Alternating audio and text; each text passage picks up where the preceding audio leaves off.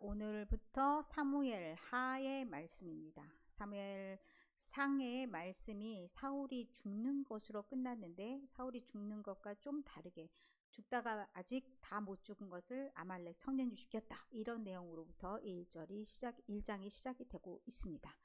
자, 사울이 죽은 후에 이렇게 시작하는데, 사무엘 상에 누가 두 사람에게 기름을 부었다고 했습니다. 누구일까요?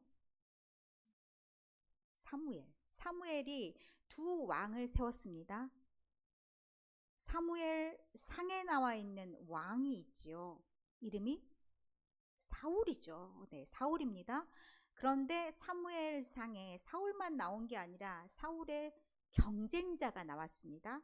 다윗이죠. 다윗. 사울의 경쟁자 다윗이 나왔습니다.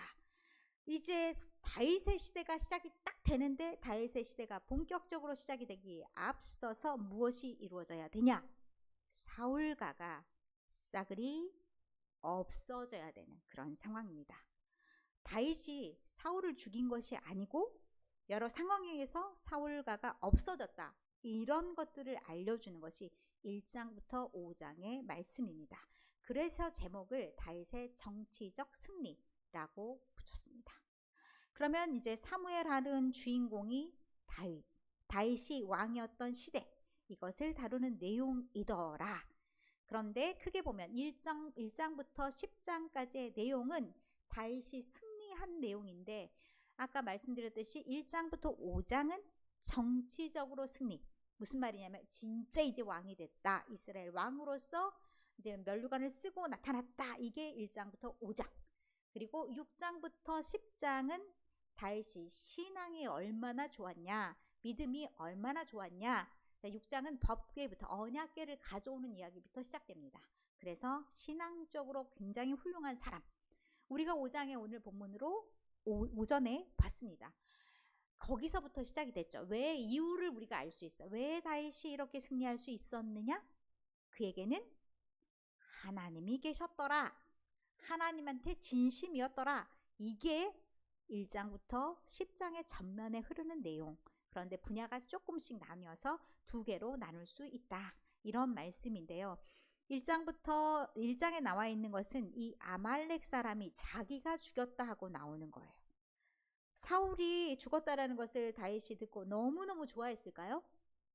아니에요. 좋아하진 않았어요. 좋아하지 않은 대신에 이 아말렉 사람이 죽였다 하니까 아말렉 사람은 어떻게 했어요? 죽였어요. 아말렉 사람을 죽였어요. 왜?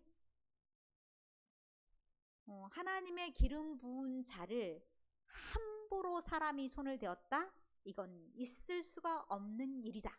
그래서 그는 살인죄에 해당하는, 그것도 아주 높은 사람을 살해한 죄, 하나님이 택하신 자를 살해한 죄로 인해서 죽임을 당하는 내용이 16절까지 내용이에요.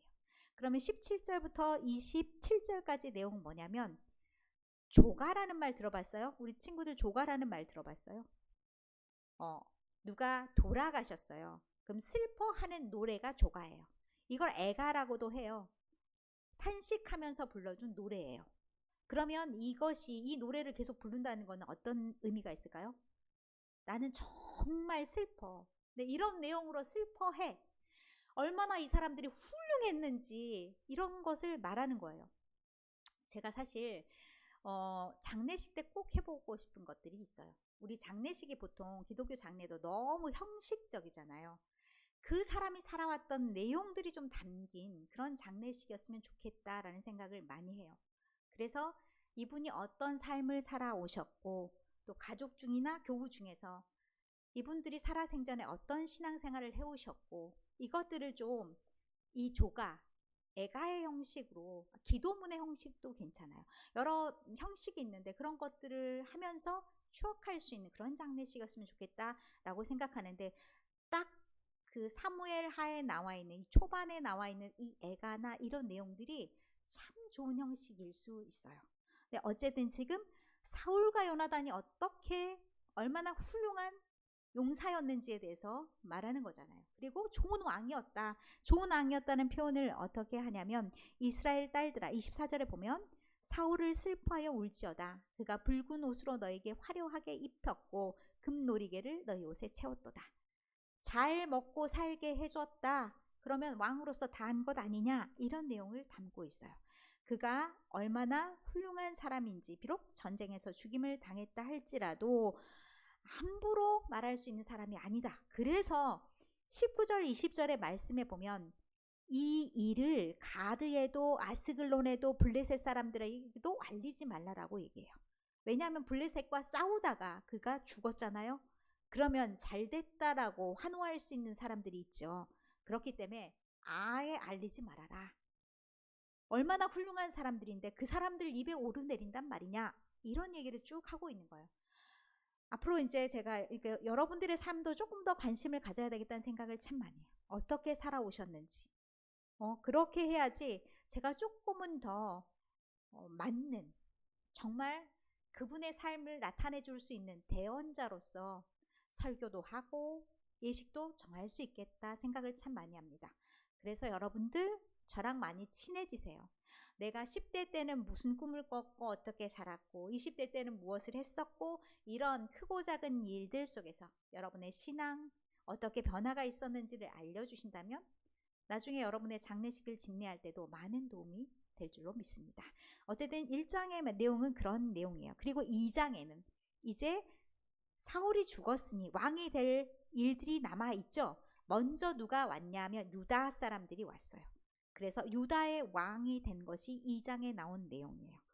2장의 유다 족속 사람들이 4절에 보면 다윗에게 기름을 부어서 유다 족속의 왕으로 삼았더라. 그러니까 유다 족속의 왕은 전부 왕은 아니죠. 전체 왕은 아닌데 그 사람들을 왕으로 삼고, 또 한편에 길랏 야베스, 오늘 그 설교 말씀 중에도 나왔었죠. 그들에게 전령을 보내요. 그들은 꼭꼭 숨어 있어요. 그런데 전령을 보내서 너희가 사울에게 은혜를 베풀었잖아. 그건 복을 받을 일이다 라고 얘기해줘요. 걱정하지 마라. 나도 너희들과 좋은 관계를 유지할 거다. 이것을 알려주면서 이제는 너희도 나를 왕으로 삼는 일에 동참하라. 우리 함께 해보자. 이것이 7절까지의 말씀입니다. 그리고 한편에는 아직 완전하게 이 다윗이 왕이 된 게 아니라 한편 사울을 지지하는 사람들이 10지파예요. 그럼 더 많은 수가 사울을 지지하는 거죠. 그들의 왕은 이스보셋, 사울의 아들 이스보셋이 왕이 되었어요. 근데 이스보셋이 힘이 있는 게 아니라 사울의 군장인 아브넬이 힘이 있었어요. 그러면 그냥 얼굴만 왕이에요? 무늬만 바지 사장이라고 하잖아요. 바지 왕이에요. 그렇게 돼서 그를 세웠는데 나중에 전쟁이 치러진 이야기들이 나와요. 전쟁을 치를 때 힘이 누구에게 더 셌냐? 사실 이스라엘이 훨씬 더 전력은 좋았었어요. 그런데 이 과정에서 누가 죽게 됐냐면 다윗의 군사령관 요압의 동생 아비새가 죽게 돼요. 이것으로 인해서 다윗가와, 그러니까 요압의 마음과 아브넬의 마음이 틀어져요. 나중에 그래서 이게 사건이 연결이 되는 것을 보게 됩니다. 요압이 이제 돌아왔는데, 요압이 3장에 보면 다윗이 이제 그 다윗의 집과 사울의 집 사이에 전쟁이 계속 있는 동안에 사울 집에선 누가 힘을 발휘했냐? 아브넬이. 다윗 집에서는요, 요압이라는 사람이 힘을 발휘합니다. 그런데 사건이 있어요. 아브넬이 사울의 첩인 그 아야의 딸 리스바를 좋아했나 봐요. 그래서 둘이 이제 사귀게 된 거예요. 이걸 통간이라고 표현했어요. 그래서 불륜이죠, 불륜. 불륜의 사건이 일어난 거예요. 그러니 이 사건을 듣고서 이 이스보셋이 아브넬에게 화를 냅니다. 이 화를 낸다는 것은 단순한 사건이 아니라 첩에게 그렇게 행동하는 것은 왕권의 도전일 수도 있어요. 왕권에 대한 도전. 그래서 옛날에는 전 왕이 죽었을 때 그의 첩이나 그의 가족들을 이런 식으로 많이 행했다고 해요. 그러면 왕위를 넘보는 거예요. 그것 때문에 이스보셋이 화가 머리 끝까지 나서 어떻게 나한테 이렇게 행할 수가 있냐라고 말하는데, 아브넬이 이 기회를 어떻게 삼냐? 안 되겠다. 자기가 왕인 줄 알고 지금 그러나 본데 내가 세운 거지. 그러면 모든 사람의 민심이 그에게 있지 않은데 한번 해볼까? 어디로 가냐? 다윗에게 가요. 사람들의 마음이 다윗에게 있다는 것을 모르지 않았어요. 그래서 다윗에게 가서 이 모든 상황들을 이제 우리가 당신을 왕으로 추대하겠다 이렇게 나가는 거예요.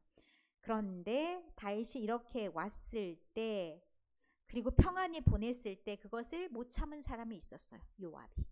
요압이 그 장소에 없었는데 이 사실을 알게 돼요. 아브넬을 평안히 보냈더라 이 사실을 알게 되고 아브넬을 쫓아가요. 어떡하겠습니까? 내 동생을 죽였는데 여러분 같으면 어떻게 하겠습니까? 예전엔 더했죠. 살인은 살인으로. 내 동생이 죽었으면 원한을 갚아야지. 그래서 아브넬을 죽이고 맙니다. 그럼 사람들이 오해할 수 있죠. 다윗에게 왔다 갔다라는 것을 누구만 알아요? 아주 소수만 알아요. 그런데 왔다가 갔는데 죽었다 이 소문이 다윗이 죽였구나 이렇게 소문이 날 수 있는 거죠. 이런 상황 속에서 아니다를 밝혀야 되는 거죠. 그러면 아브넬 장사를 성대하게 해줘야 되는 겁니다. 3장 31절에 그래서 국가적으로 애도하는 시간을 갖습니다. 왕이 먼저 옷을 찢고 그리고 붉은 배를 띠고 너무 슬프다는 표시를 합니다. 그리고 모든 사람들도 다 아브넬 앞에서 그렇게 해라 라고 얘기합니다. 그리고 여기도 마찬가지 짧은 애가지만 애가를 부릅니다. 아브넬의 죽음에 대해서 미련한 자가 죽은 것 같이 이렇게 죽은 것이 얼마나 억울한가. 그래서 그 죽음이 헛되이 되지 않기를 바라는 그런 노래를 부릅니다. 그러면 사람들이 듣고 자기가 죽이고 저러진 않겠지 이런 마음이죠. 그래서 자기의 정적들, 사울과의 모든 사람들을 자기가 죽이지 않았다라는 것을 보여줍니다. 그런데 이런 상황이 되면 눈치 보고 있는 사람들이 있어요. 판세가 어떻게 돌아갑니까? 다윗에게로. 그러면 다윗의 눈에 조금 더 잘 보이게 하기 위해서 사울가에 있는 사람들이 움직입니다. 이스보셋이 아직 왕이잖아요. 그 왕을 놔두면 안 되겠다 생각했던 그 주변에 있는 신하들이 있었습니다. 그 두 신하들이 이 사람을 죽이고 말아요. 그리고 무비보셋이라는 사람에 대해서 잠깐 언급이 돼요. 그리고 이후에 나중에 9장에 무비보셋은 다시 등장을 합니다. 그리고 이 죽인 사람들이 이 이스보셋의 머리를 들고 다윗 왕에게 찾아갑니다. 다윗이 어떻게 해주기를 바랐겠어요? 내가 다윗의 적을 죽였어. 그러면 내가 머리를 딱 들고 가면 다윗이 어떻게 해주기를 바랄까요? 나에게 칭찬? 상을 주고 막 상금도 주고 나에게 좋은 벼슬도 주고 이런 걸 바라죠. 그렇게 갔는데 그들에게 돌아온 것은 죽음이었어요. 원하지 않았어요. 그렇게 죽는 것을. 그렇게 해서 이제 4장의 모든 정적이 다 사라졌어요.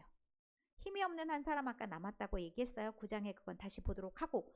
그래서 5장에 이제 드디어 어떻게 되냐. 이스라엘 모든 백성들이 왕이시여 우리를 다스려 주옵소서 하고 나오는 그런 일들이 이루어져서 나이 30세가 되어서 이제 온 이스라엘을 다스리게 되는 그런 일들이 생기는 거예요.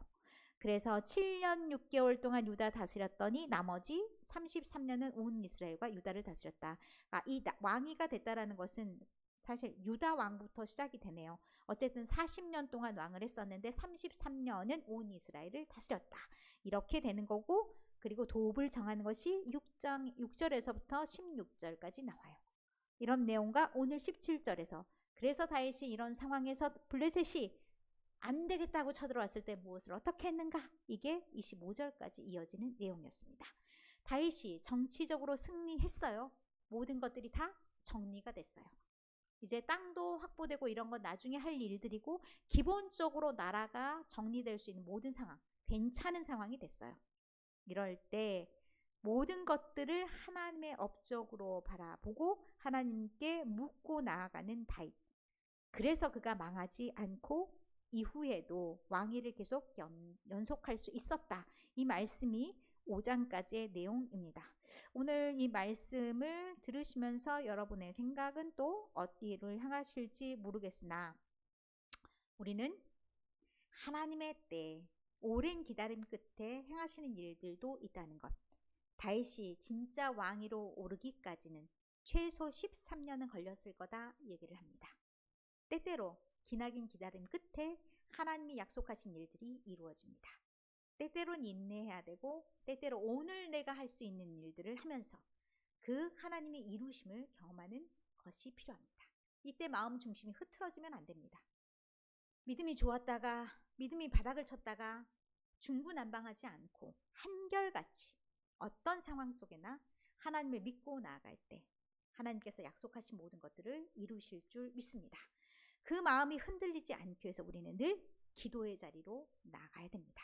그래서 늘 기도하는 우리가 되어서 하나님이 주시는 마음을 가득 담아서 영성이 풍부한 우리 모두가 되기를